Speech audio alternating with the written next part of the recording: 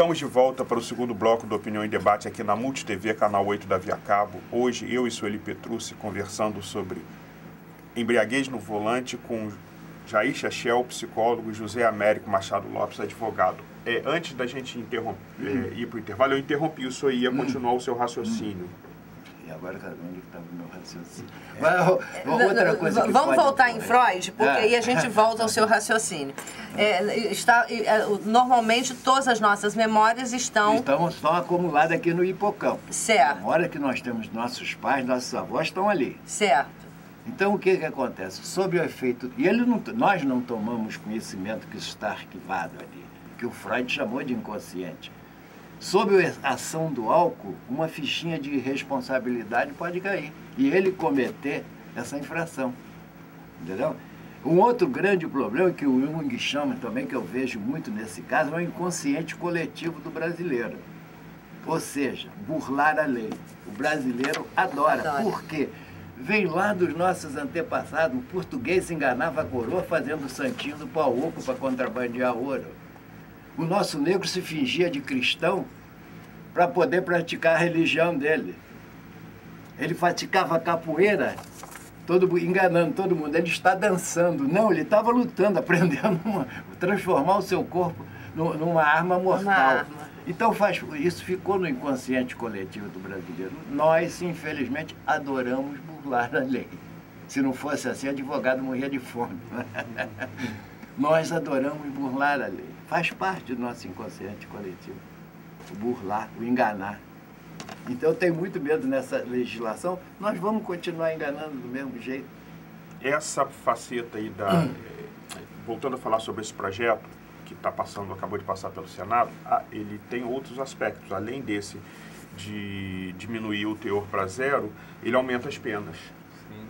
Consideravelmente, sim, né? Porque hoje as penas são de 6 meses a 3 anos de detenção. Mas com determinada capacidade, determinação de mililitros, essas coisas. Isso aí. Só que existe agora, eu não conheço o projeto na íntegra, porque é uma coisa muito recente. Sim.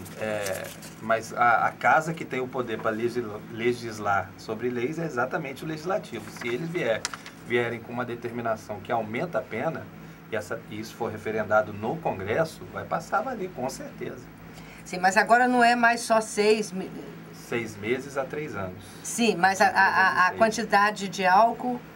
Não, aí é outra coisa, aí é mililitros, né? Certo. Certo, o que o CTN fala, no artigo 306, são 6 mililitros. Sim. Acima, igual ou superior a 6 mililitros. Mas todo estado é assim? Todo estado do Brasil não, né? Não, você, por exemplo, eu tenho um conhecimento prático de Minas Gerais. Sim. Esse caso que levou a essa situação é 0,34 mililitros.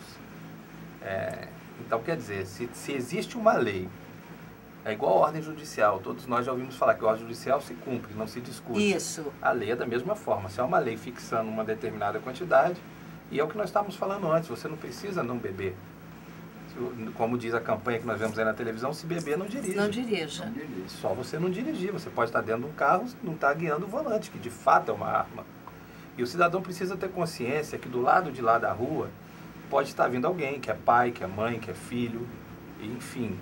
E a gente ouve muito dizer que a gente que está no volante, nós dirigimos para quem vai, que nós somos nós, e para quem está vindo do outro lado.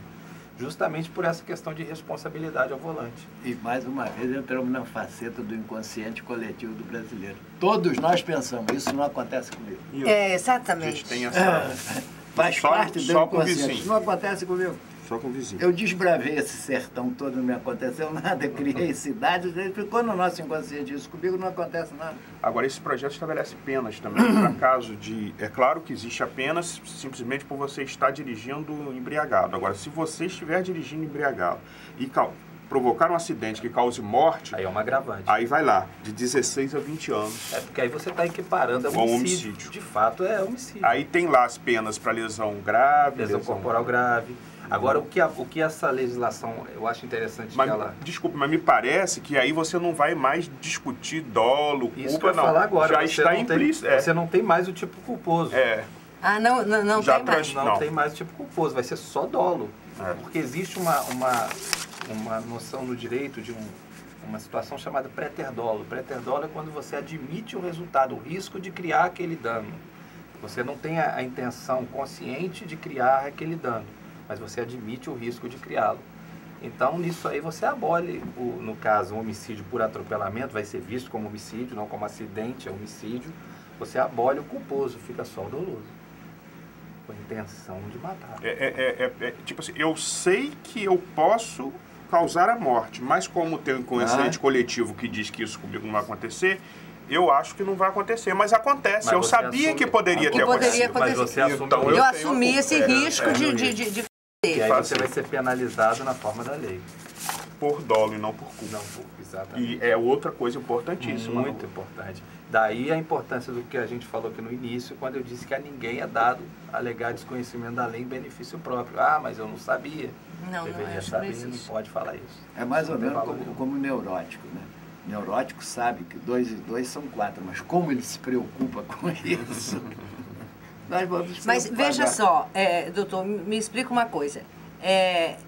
Essa lei vai se aplicar só ao álcool? Não, ele fala qualquer substância entorpecente. Ah. Ou seja, qualquer coisa que tira o cidadão do seu ponto de equilíbrio psicológico, Então, enfim. o famoso rebite do motorista de caminhão estaria aí. Você está abrindo uma porta enorme, né? Você está abrindo uma porta enorme para isso aí. Eu acredito que as jurisprudências vão ser formadas em que grau de entorpecência aquela substância pode ocasionar.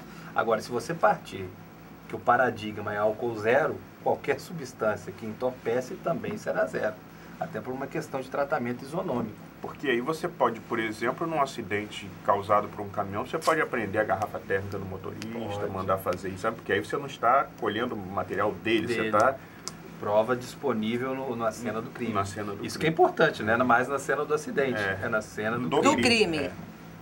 Não, porque eu perguntei justamente por isso, porque a vida toda eu escutei falar dos caminhoneiros que usam rebite, não sei o quê. Mas ele também tá se drogando, digamos assim. Tá se drogando. Mas no meu tempo de estudante, nós usávamos, não sei se vocês se lembram disso, o Pervitin. Tinha prova no dia seguinte, a gente comprava na farmácia e vendia, não tinha controle nenhum para não dormir, para poder virar a noite estudando. Mas virava a noite estudando, não era dirigindo numa autoestrada. Né? Mas estava você estava causando mal. Drogando, né? Não, mas no máximo causando mal a si mesmo. A si mesmo. Entendeu? Mas tinha colegas que endoidavam com aquilo. Mas deve causar algum... Deve, claro. E cada um reage de uma forma. O que o cidadão precisa entender é que ele não está proibido de beber. Ele está proibido de dirigir. Quando bebe. Esse é o ponto. Eu acho que até... Eu acho tão fácil de você admitir uma coisa assim. Não, eu bebi, não vou poder e não vou dirigir. Eu acho que é simples, é racional isso. Para nós. Mas existe uma cultura na nossa sociedade, né, que eu costumo falar, até a minha geração, por exemplo...